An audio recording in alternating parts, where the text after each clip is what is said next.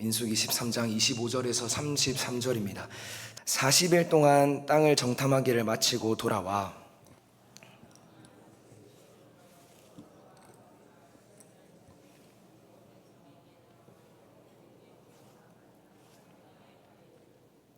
모세에게 말하여 이르되 당신이 우리를 보낸 땅에 간즉 과연 그 땅에 젖과 꿀이 흐르는데 이것은 그 땅의 과일이니이다.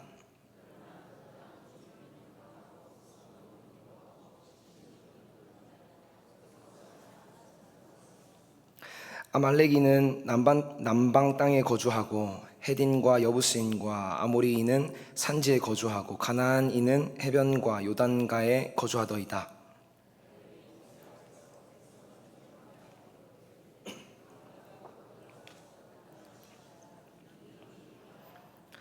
그와 함께 올라갔던 사람들은 이르되 우리는 능히 올라가서 그 백성을 치지 못하리라. 그들은 우리보다 강하니라 하고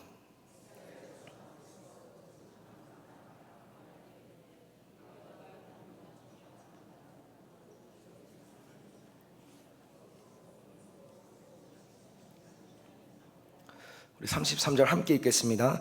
거기서 네피림 후손인 아낙 자손의 거인들을 보았나니 우리는 스스로 보기에도 메뚜기 같으니 그들이 보기에도 그와 같았을 것이니라. 아멘.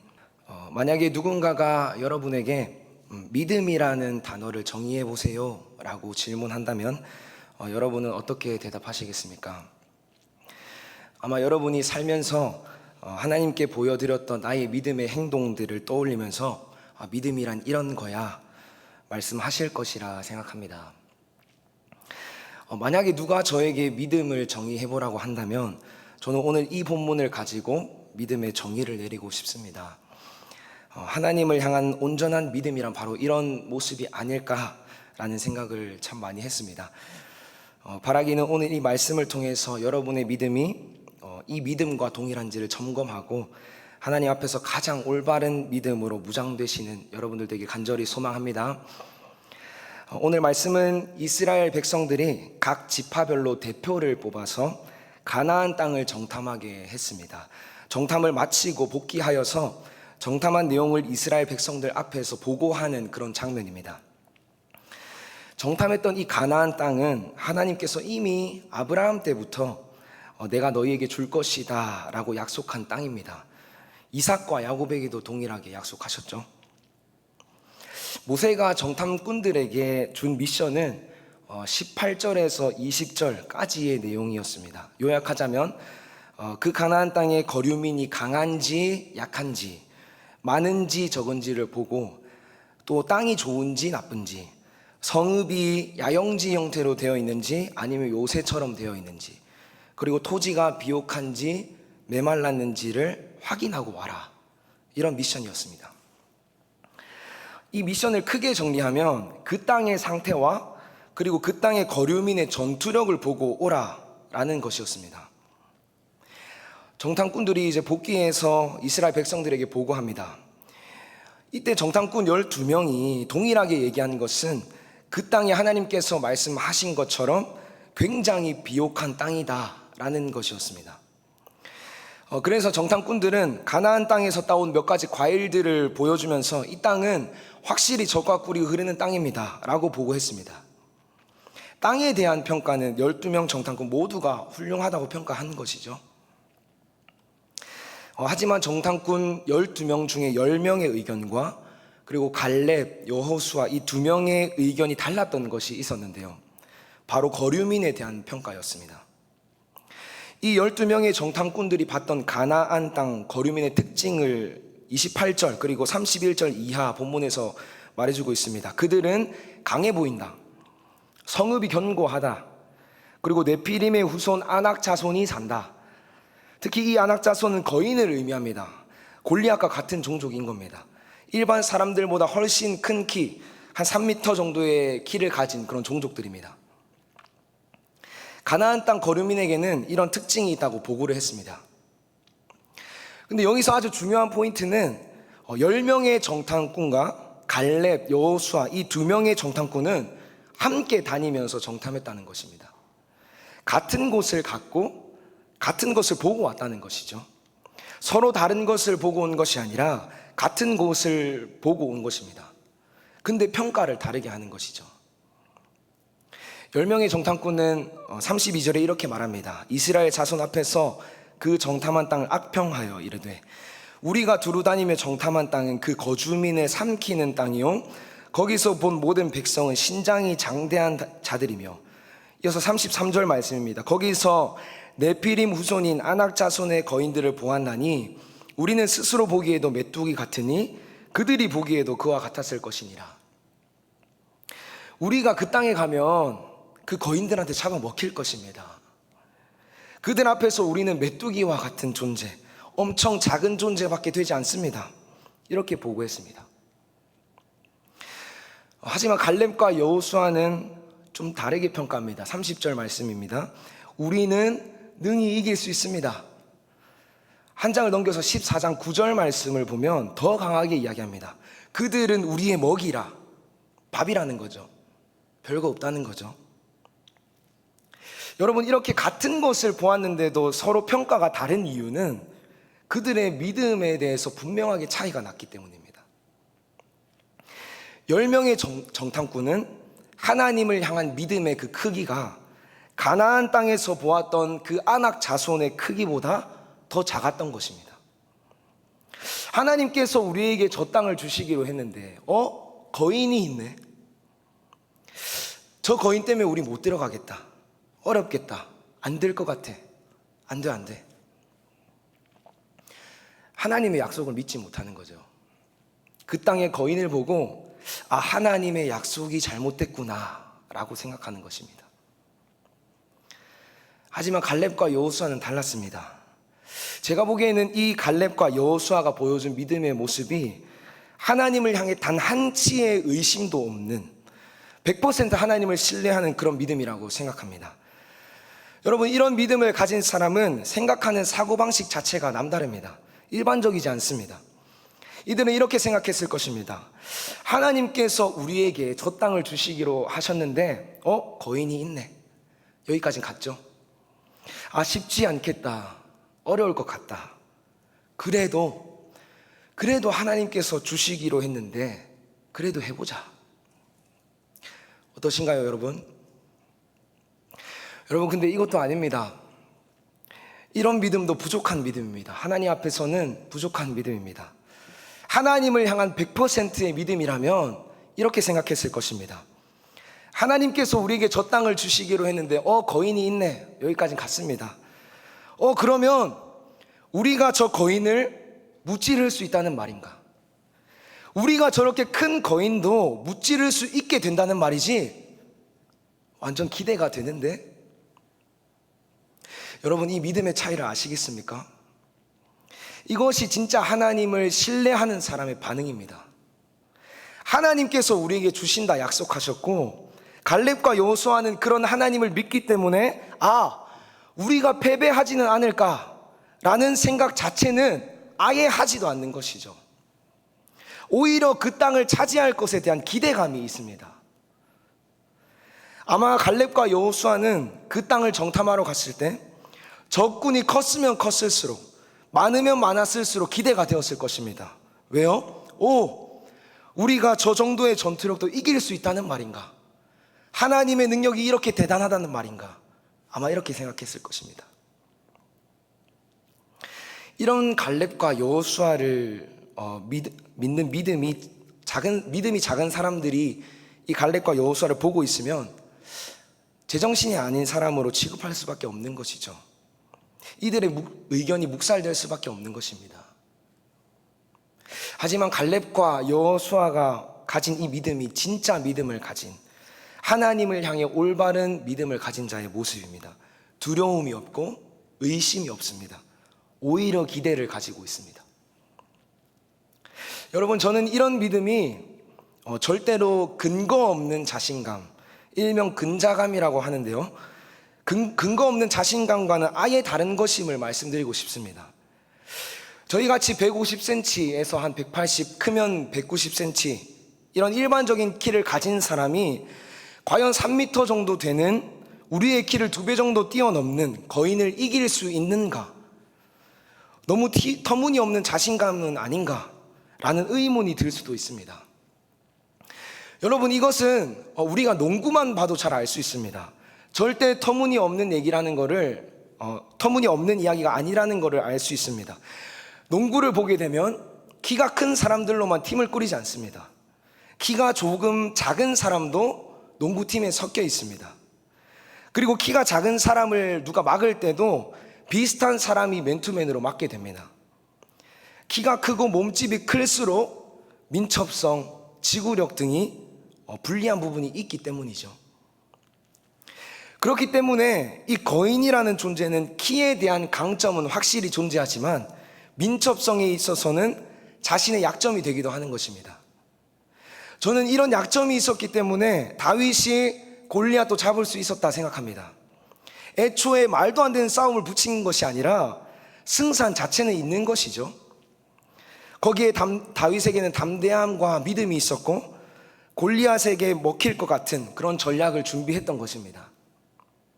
물맷돌을 던지는데 온 힘을 다해 던졌고 거기에 정확도가 갖춰져 있다면 그걸 어떻게 골리앗이 반응해서 막을 수 있겠습니까? 여러분, 이것은 하나님의 일하심 없이 사람의 힘으로만 했다는 것을 말씀드리는 게 아닙니다.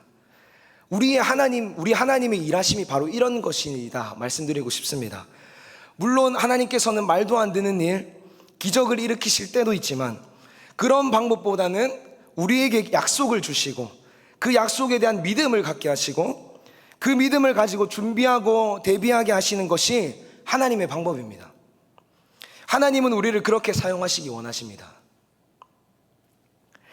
그래서 여러분, 우리는 갈렙과 여호수아가 가지고 있던 이 믿음을 구해야 하는데 믿음만을 막연히 구할 것이 아니라 그 믿음과 함께 믿음에 대한 반응과 준비가 같이 일어나야 합니다. 하나님께서 우리에게 저 땅 주시기로 하셨으니까 나는 가만히 있어도 저 가나안 땅 사람들 다 죽게 될 거야, 이런 반응이 아닙니다. 내가 저 거인을 무찌를 수 있다고? 그러면 어떻게 이렇게 준비해보자, 이런 시도를 해보자, 이렇게 하면 우리가 충분히 이길 수 있을 거야 라는 반응. 하나님께서 그 땅을 주시겠다 말씀하셨으니 그 거인을 무찌를 수 있는 전략을 준비하는 모습, 여러분, 이것이 올바른 믿음에 대한 반응입니다.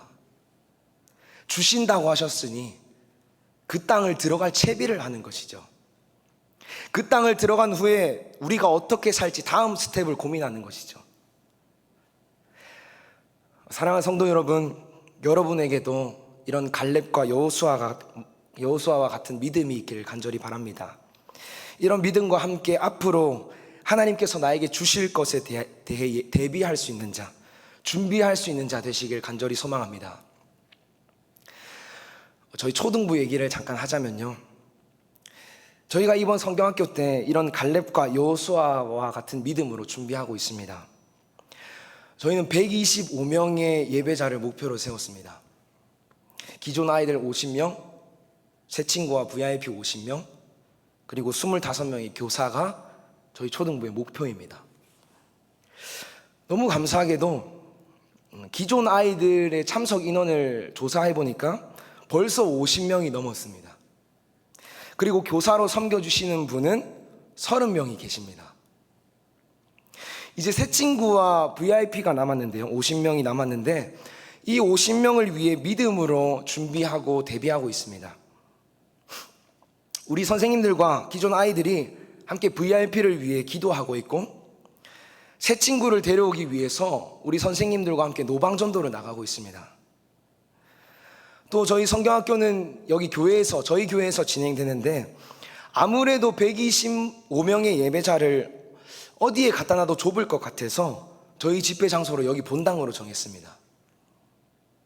정말 125명이라는 인원이 모여서 예배 드릴 것을 기대하는 마음으로 저희 초등부는 이 성경학교를 준비하고 있습니다. 이런 믿음의 결단, 반응들은 오늘 말씀에서 갈렙, 여호수아 이 두 사람으로부터 시작된 것처럼 저희 초등부도 교사 선생님 한 분이 믿음으로 선포했을 때부터 시작된 것입니다. 그래서 제가 확신하는 것은 이런 믿음의 반응 가운데 하나님께서 역사하여 주실 것이라는 믿음이 있습니다. 정말 풍성한 성경학교가 될 것이고 많은 친구들이 하나님을 만나는 시간이 될 것입니다. 사랑하는 성도 여러분, 여러분 삶 가운데도 이런 믿음의 도전이 일어나길 간절히 소망합니다. 믿음으로 반응하는 자에게 하나님께서 큰 일을 행하신다는 것을 믿으시기 바랍니다. 그래서 마지막으로 이런 믿음과 반응을 하나님께 보여드릴 때 하나님께서 갈렙에게 주셨던 결과에 대해서 함께 살펴봤으면 좋겠습니다. 여호수아 14장 13절에서 15절 말씀입니다. 우리 화면을 보시고 함께 읽겠습니다. 시작. 여호수아가 여분네의 아들 갈렙을 위하여 축복하고 헤브론을 그에게 주어 기업을 삼게 하매 헤브론이 그리스 사람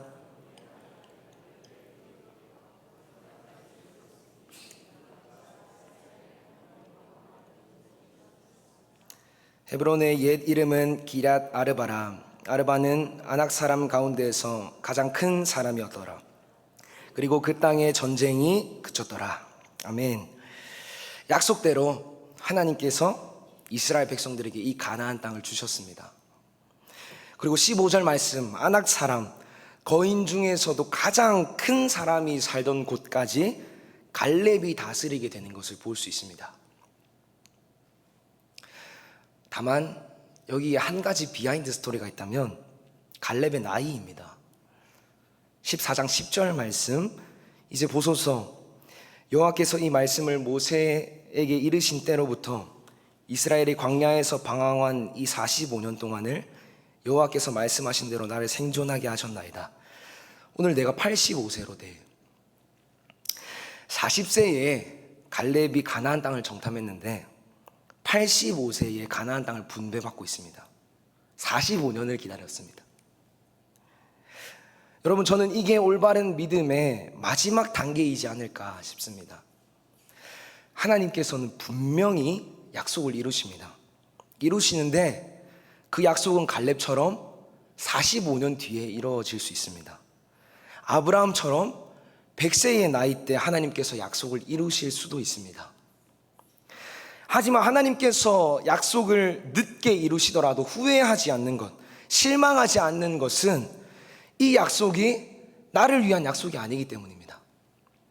이 모든 일이 내 인생을 잘 되기 위해, 내가 행복하기 위해 달려가는 길이 아니기 때문입니다. 가나안 땅의 이 정복은 갈렙이 그냥 이 땅을 다스리기 위해서, 큰 땅을 차지해서 부유한 삶을 누리기 위해서 간 것이 아닙니다. 차지하게 된 것이 아닙니다. 이 모든 여정은 하나님 나라를 향해 가는 약속이요, 하나님 뜻을 이루기 위한 약속임을 우리가 기억해야 합니다.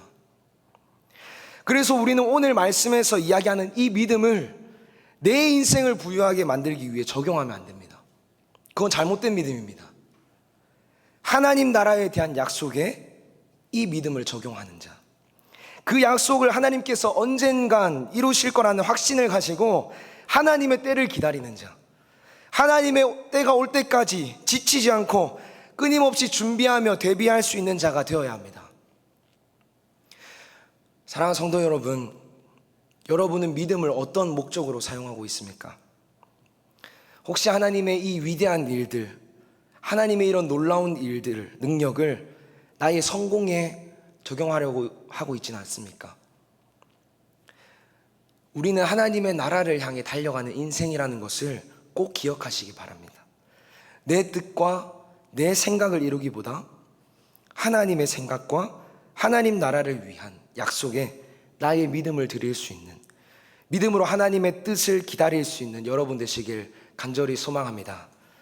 특별히 오늘 갈렙과 여호수아가 보여줬던 믿음, 패배할 것을 한치도 의심하지 않는 믿음, 그 믿음을 가지고 전략과 계획을 정하는 반응, 그리고 하나님의 때를 알 수 없지만 하나님 나라를 위한 것이기 때문에 인내함으로 기다릴 수 있는 이 믿음을 가지시길 간절히 소망합니다.